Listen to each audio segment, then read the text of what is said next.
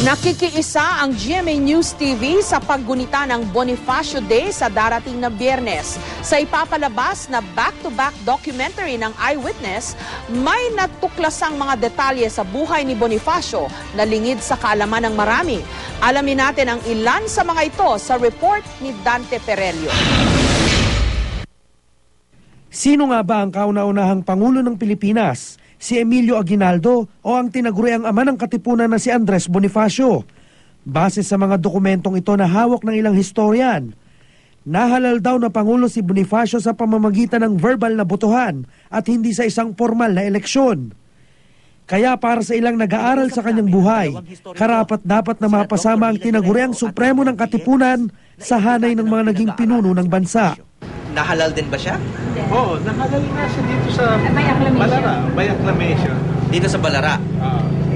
So, hindi yun balota? By acclamation nga. By acclamation at wala naman nag-dispute.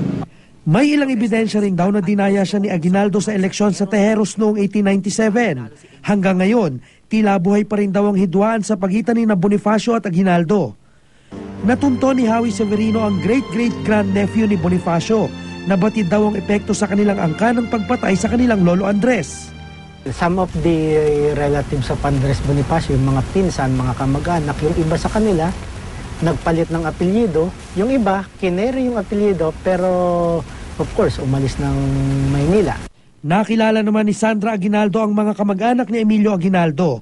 Naitago rin nila ang ilang sulat at dokumento na makapagsasabi kung paano nga ba namatay si Bonifacio. At magbibigay linaw sa isa sa pinakamalaking tanong sa ating kasaysayan.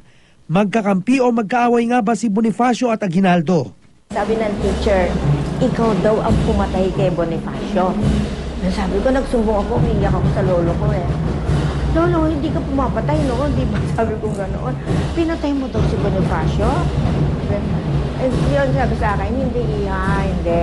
Sabi niya, maiintindihan mo yan. Dante Perelio, GMA News.